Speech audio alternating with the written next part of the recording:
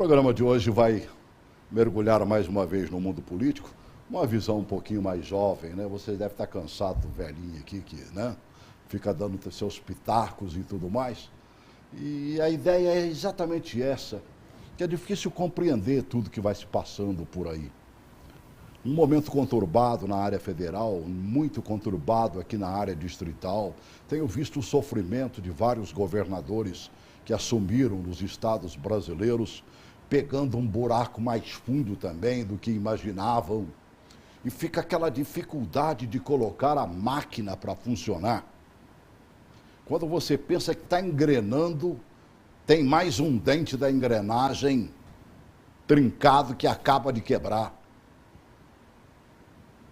Como é que se conserta isso? O Brasil começa a respirar um pouco diferente, né? Nós vimos que o simples anúncio da saída da Graça Foster da Petrobras já trouxe um novo alento, pelo menos para o mercado de ações, e eu acredito que para a própria Petrobras, o mundo esperava por isso. Você vê a valorização das ações, né, subindo a ponto de chegar a quase 15%, na Bovespa em São Paulo e também em Nova York, chegando a quase 14%, se não me engano. Então, são mexidas no tabuleiro político que surtem efeito.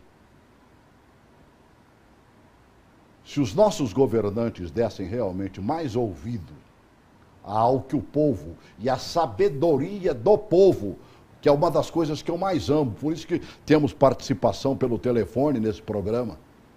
O povo usa de sabedoria, ele entende muito mais do que nós, que fomos formados para fazer uma análise comportamental da política brasileira e mundial. É sobre isso que nós vamos falar. Estou recebendo aqui dois jovens companheiros de batente, Dedé Roriz, meio político, bom te rever. Obrigado, boa tarde, é sempre bom te rever também, Celso. Estou aqui à disposição para sempre estar falando de política ao povo de Brasília e do Brasil. Obrigado pelo convite. Tá certo. Seja bem-vindo. E mais uma vez recebendo um amigo jornalista, Kleber Karpov. Seja bem-vindo, amigo. Obrigado, Celso, e obrigado aí aos espectadores da TV Gênesis. E eu te vi, foi sábado, né? Estreou o seu programa aqui na Gênesis, né? Na verdade, dia 17, né, nós começamos com o telejornal Quero Meu Carro de Volta. Aham. E estamos na expectativa de conseguir aí um patrocinador, porque senão o programa não continua, né? É verdade, tem que ser, né? É uma coisa difícil. Aqui na TV é um apoio cultural. É verdade. Né? Somos uma TV educativa. Mas não é difícil. O que você propõe a fazer realmente é um bom negócio. Dedé Roriz já mergulhou nesse mundo de rádio e ele sabe bem. Né? Você não faz mais rádio, não? Eu, na verdade, eu fiz rádio durante 13 anos. Parei ano passado devido à campanha política, onde eu fui candidato. Mas eu já estou com um projeto para já em março, já estar voltando às rádios FMs do Distrito Federal, viu? Estamos aí já em negociação. Tá certo, tem que botar a boca no trombone, não fica esquecido, amigo. É verdade. Quem não é visto não é lembrado. É verdade, né? Eu revi seu pai ontem, né? Ontem estava aqui. Meu amigo Solano está com 7,5, você me disse? 7,5. 7,5, ele está até hoje no batente, estava aqui acompanhando o presidente da Associação Comercial, isso, a quem ele serve lá, né? Kleber Pires também, um excelente presidente. Verdade. Meu pai está lá assessorando a comunicação da CDF desde o início da legislatura do Kleber Pires como presidente. Tá certo. Mas de olho na política também, né? No olho do que vai acontecendo em Brasília e tudo mais. O que é que está acontecendo com Brasília? Você como um político jovem, né? Está dentro do PRTB. PRTB ainda. Isso. Tá. A gente vê o seguinte, na verdade o governo Agnello deixou Brasília num caos e o Hollenberg está tentando resgatar, tomando medidas duras que devem ser feitas no início do governo. Essas medidas duras, às vezes a população não vê com bons olhos, que são aumento de impostos, mas se o Hollenberg se propor que com essas medidas, aumentando os impostos, as taxas, ele vai conseguir botar o Distrito Federal de novo no caminho do desenvolvimento, pagando os salários em dia, eu acho que a população vai saber entender essa dificuldade de início de governo, que é normal, viu? Então, acho que a população vai esperar, mas a população não costuma esperar muito também não, viu? Tem limite e prazo de validade a paciência do povo. Até porque o estupim anda curto faz tempo, né? Com certeza. Essa que é a grande verdade. Nós passamos aí por 6 anos terríveis, né? Depois da saída do Arruda do governo, o governo, né, passaram 3, 4 governadores ali e a gente ficou meio perdido. Aí entra um governador que supostamente poderia dar jeito na coisa, foi entortar o que já estava torto. E aí, como é que a gente visualiza isso, Kleber? Olha, o que eu tenho acompanhado, sobretudo nas redes sociais, e eu recebo muitos questionamentos em relação às posturas dos governos, né, é que a insatisfação foi geral na gestão do Agnello, né, como nosso amigo colocou, e a expectativa é muito grande para o governo Hollenberg, né, muito grande do sentido de se recuperar a cidade. E nós temos, por exemplo, agora medidas duras sendo adotadas que têm um impacto direto na população, né, que é as medidas do Pacto de Brasília.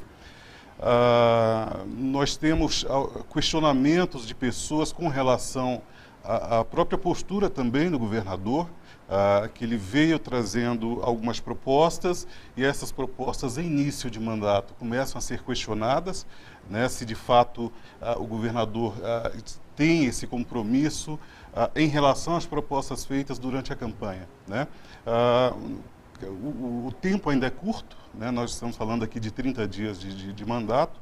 Ontem o governador esteve na Câmara Legislativa, na primeira sessão ordinária, em caráter solene, levou o recado dele aos deputados, mostrando o panorama do cenário político em que ele encontrou o DF, né?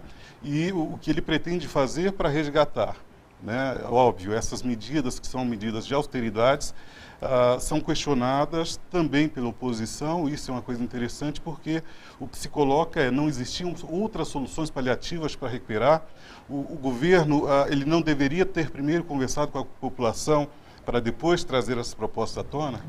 O senador Regufe, que tomou posse e foi aliado do Hollenberg de campanha, já disse que se ele fosse deputado distrital ia votar contra todas as propostas de aumento de impostos, ou seja, já são aliados se rebelando. O Regufe lutou contra isso, contra impostos. E na campanha... Né? A campanha do Regufe foi baseada em, olha, os 4 anos que o Regufe passou dentro da Câmara e dentro da Comissão de Defesa do Consumidor, o Regufe brigou, e olha que é brigar com forças poderosas, para tirar impostos dos remédios.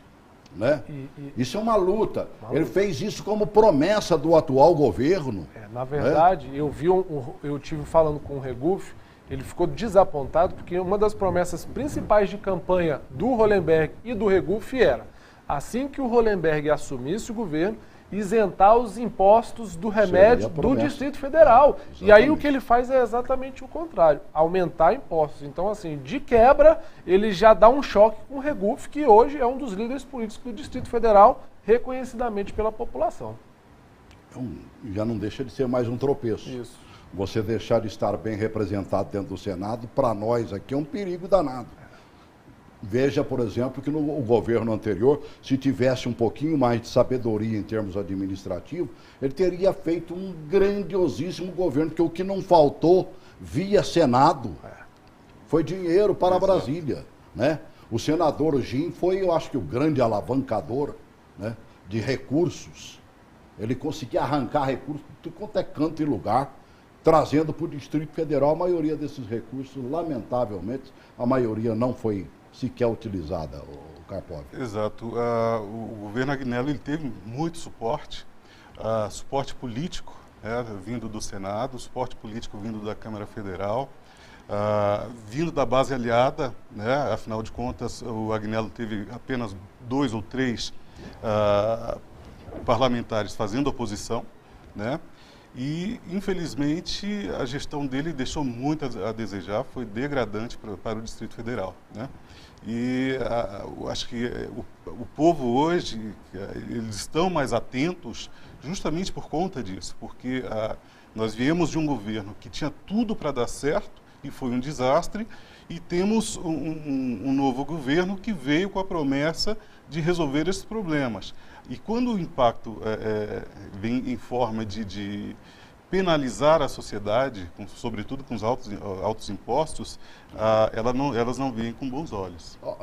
Ontem usaram um termo aqui, eu não me lembro se foi até seu pai que usou isso comigo, né, no longo bate-papo que eu tive com o Luiz Solano, e ele mostrava, acho que o seguinte, rapaz, você compra, ou o Kleber Pires me falou isso, não me recordo, você compra uma empresa falida, se você tiver dinheiro e sabedoria para alavancar, você levanta a empresa.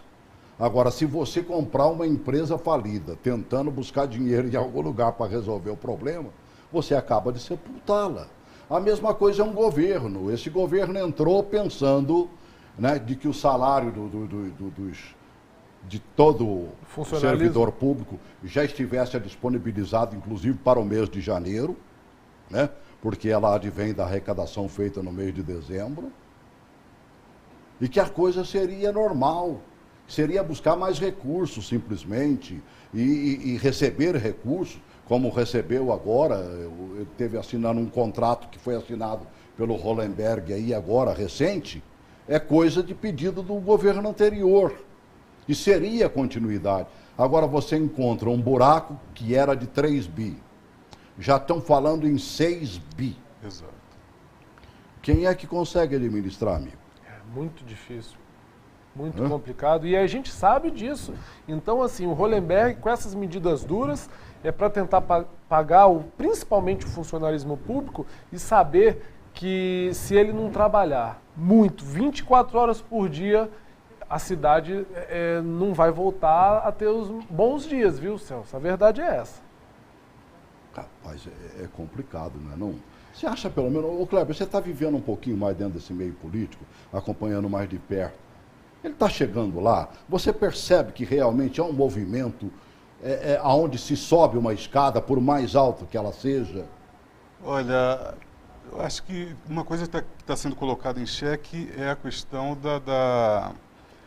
da capacidade, do conhecimento do Hollenberg enquanto gestor, né, para fazer a coisa funcionar. Então, eu acho que chegando lá está. Eu não sei se da melhor forma, esse é o grande questionamento. Não estão descendo. Não estão descendo.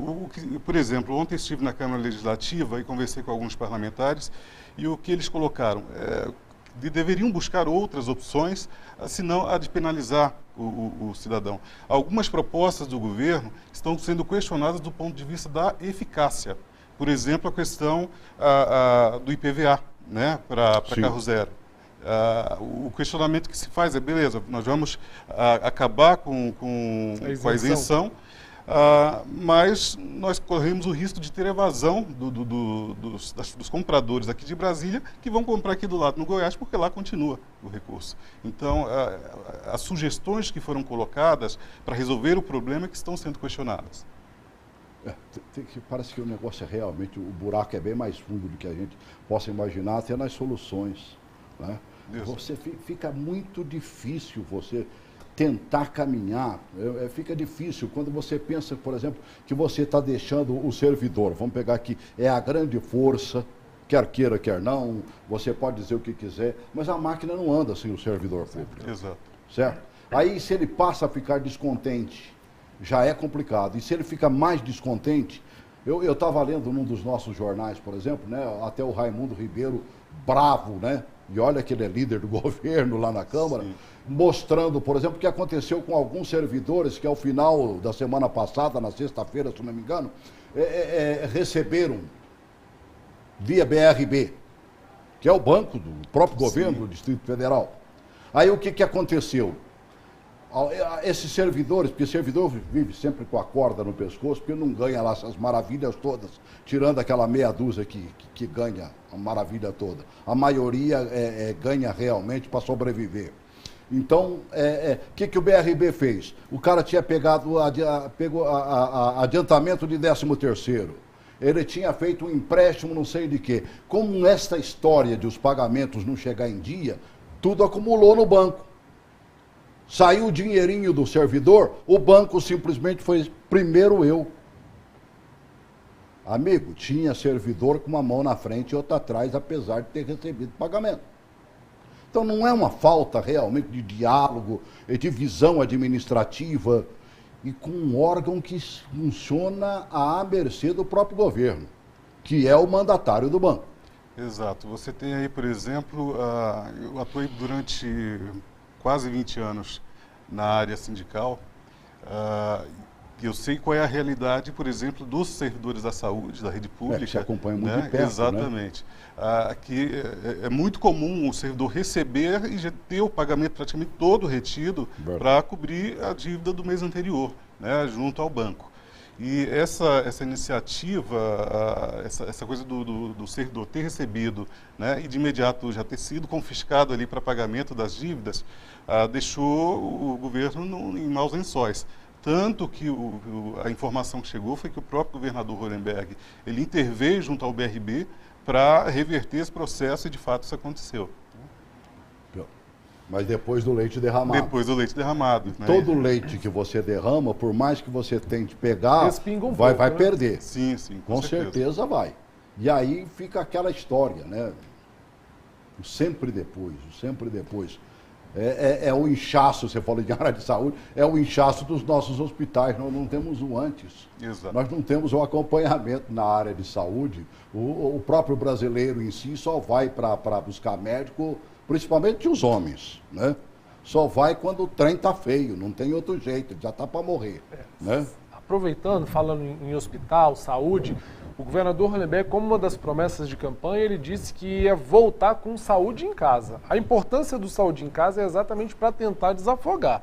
E eu estou vendo que pararam de se falar nas promessas de campanha do Hollenberg. Quer dizer, e o saúde em casa para a gente tentar desafogar os hospitais, os postos de saúde? E o governador Hollenberg tem que estar atento que a população vai cobrar e as promessas de campanha devem ser começadas a ser cumpridas. Até porque o povo não dá para esperar mais. Exato. Né?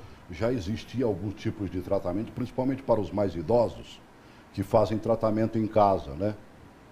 Então, eu li, acho que num dos jornais, se não me engano, no Jornal de Brasília de hoje, trazendo exatamente, mostrando a situação de 2 idosos. Já, né? É maravilhoso, chamam os técnicos e os médicos que dão assistência como anjos da guarda e tudo mais, mas já está faltando para esses técnicos, para esses homens e mulheres que fazem essa saúde acontecer, o mínimo indispensável. Aí já é questão de gestão. Com certeza. Como é que a gente resolve um problema desse? Na verdade, o que a gente tem que pensar para Brasília, e o Hollenberg, eu acho que às vezes tem que parar de pensar em questões partidárias e lembrar que o Brasília, às vezes a gente tem que pegar o que deu certo no passado, nos governos Roriz, no governo Arruda, que era...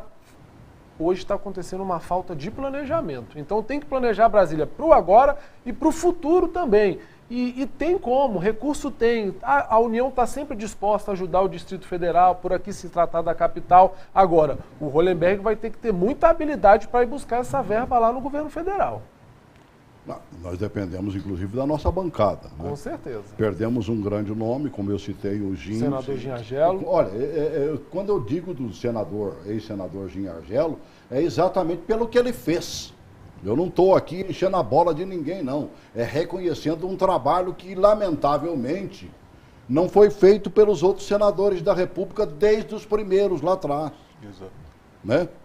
O Gin conseguiu, em 6, 7 anos, mais do que todos os senadores juntos conseguiram em anos anteriores, em outros mandatos. Então está faltando esse homem de buscar dinheiro. A bancada na Câmara, por exemplo. E olha, se há uma coisa que existe, uma união e esquecem partido, é exatamente quando se juntam os nossos parlamentares do Distrito Federal.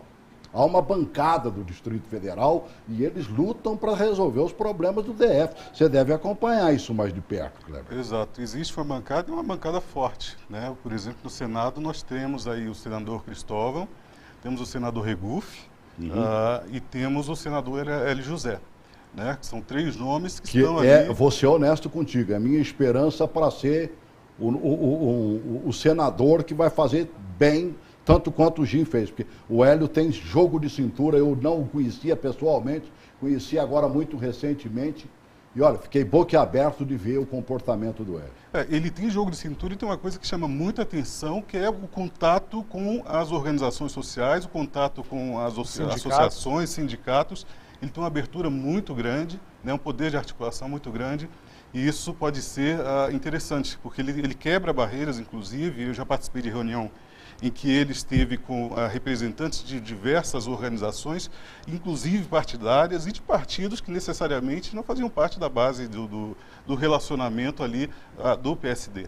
Isso é interessante para a população do DF e vale sim, eu acho que o governador Hollenberg tem que utilizar essa força política, né, que ele tem. Ele é do partido também que apoia a presidente Dilma, ele tem que saber utilizar isso muito bem e com isso ele vai conseguir trazer recursos para o DF. Você parou para pensar, por exemplo, de onde é que fica o lugar certo para buscar dinheiro? Na verdade, eu lembro que não só no governo federal, mas existem organizações mundo afora onde o governador Roriz, o governador Arruda estavam sempre tentando buscar recursos para o Distrito Federal. Era o BID, era o Banco de Desenvolvimento Internacional. Eu lembro que o governador Roriz várias vezes assinava contratos trazendo verbas para o Distrito Federal. Hoje, a gente fala com muito orgulho, a gente vê essa crise hídrica em São Paulo, Rio e em Minas Gerais.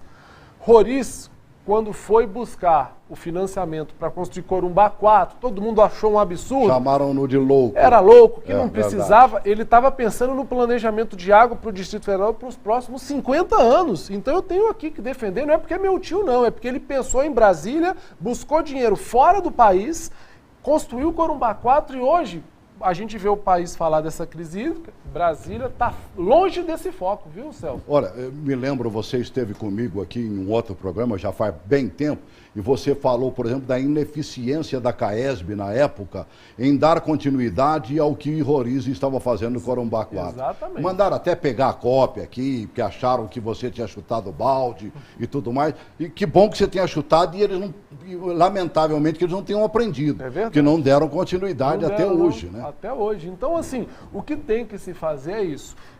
Ir lá fora. Tem grandes bancos internacionais dispostos a investir na capital, no país, no Brasil, pegar esse recurso e investir seriamente na cidade. Capacitar, fazer tudo que o morador de Brasília, a população merece. Porque, assim, dinheiro para buscar tem, se souber administrar e investir, tem como governar bem essa cidade. Muito mais fácil você descer da Câmara para a rodoviária ali. O pontapé inicial foi perfeito. E quer queira, quer não, muita gente vai dar uma paradinha para ver o que é que eles estão fazendo com certeza, lá. Com certeza. E a rodoviária passa né? lá centenas e centenas, milhares e milhares de pessoas dia, né? Dos mais diferentes pontos do Distrito Federal e também da grande região do entorno aqui. Exato. A rodoviária é simbólica, ou seja, é o ponto onde o povão é o coração passa da todos cidade. Os dias, exatamente. Né? Mas concordo com o Dedé, acaba não sendo o local adequado, mas para esse primeiro contato com a população nesse novo mandato, nessa nova gestão dos parlamentares, é perfeito. Porque parece que a Celina está levando a sério isso, né? Isso. Eu estou vendo o comportamento da Celina, ela está honrando, né? Honrando o mandato. O mandato que deram a ela como deputada e, sobretudo, quer dizer, os próprios colegas tendo-a como presidente da casa, né? Ela está bem, né? Celina já esteve, nós marcamos já 2 vezes para que ela venha ao programa, mas eu até entendo, nessa correria toda que o governo está vivendo neste momento, né? Ela teve que desmarcar a vinda dela aqui porque apareceram compromissos outros inadiáveis.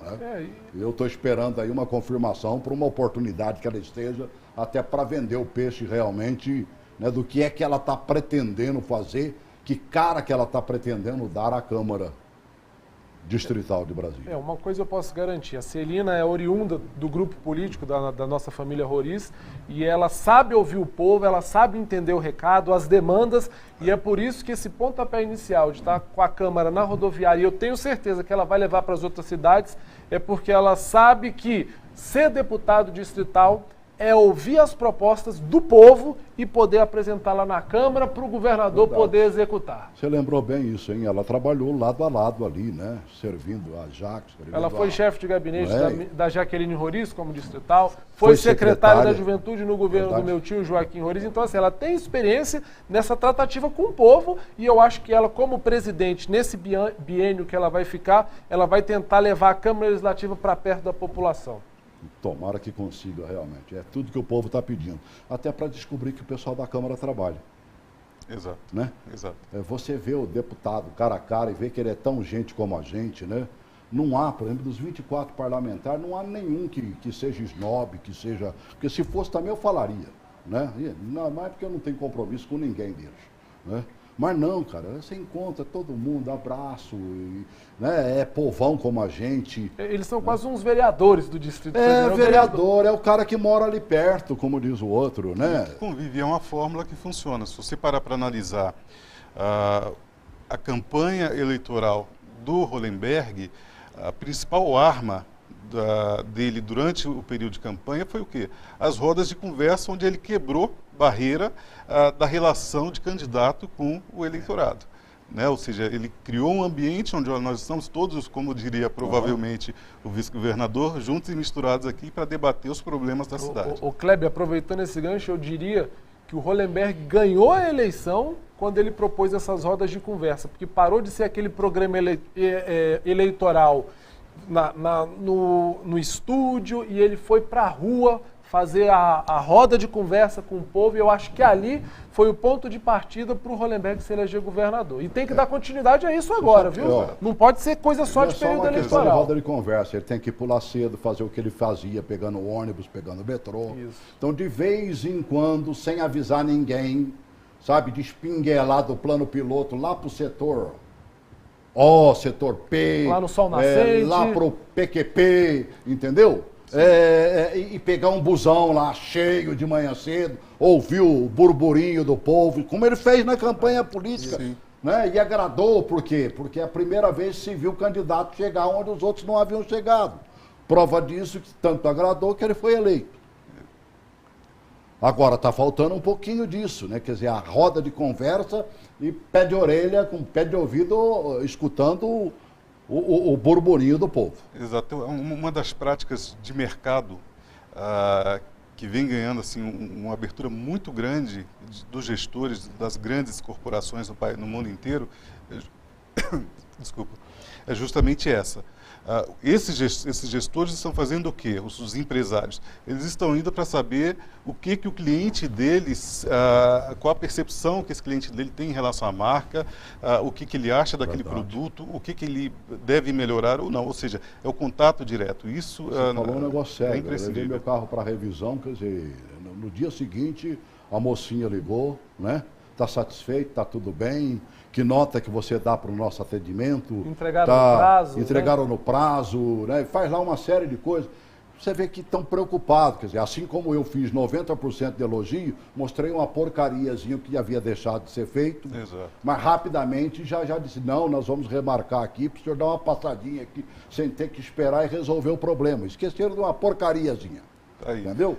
E já tomaram uma atitude, quer dizer, se o povo se sente bem em ser ouvido pela indústria, pelo comércio, né? Pelo dono da padaria do lado, sim, pelo dono do mercadinho do lado, por que não o político não fazer a mesma coisa? Para a gente arrematar. Bom, para a gente arrematar, acho que a brincadeira é justamente essa. Você tem, por exemplo, o Hollenberg no início de mandato, dando alguns escorregões. Acho que um exemplo clássico é a questão da administração da Ceilândia, em que ele dividiu administrativamente, depois teve que voltar atrás. E o grande questionamento que foi feito foi qual? Ele não ouviu o povo para tomar essa decisão. Verdade. Né? Então, acho que a brincadeira, nesse processo de gestão do Hollenberg, que foi caracterizado lá na campanha, é continuar a dar ouvido à população. Mas foi bom, aconteceu logo no começo do governo e ele aprendeu o seguinte, canetada não resolve nada, ou você ouve e toma uma atitude, exatamente, ou não toma a atitude, né? Exatamente. Sem ouvir. Essa que é a grande verdade. Para a gente arrematar, Dedé. Primeiramente, obrigado aqui mais uma vez o convite e dizer o seguinte, que o PRTB, o meu partido, é de apoio à base do governador Hollenberg. Vamos estar também fiscalizando todas as ações do Hollenberg e, governador, uma sugestão.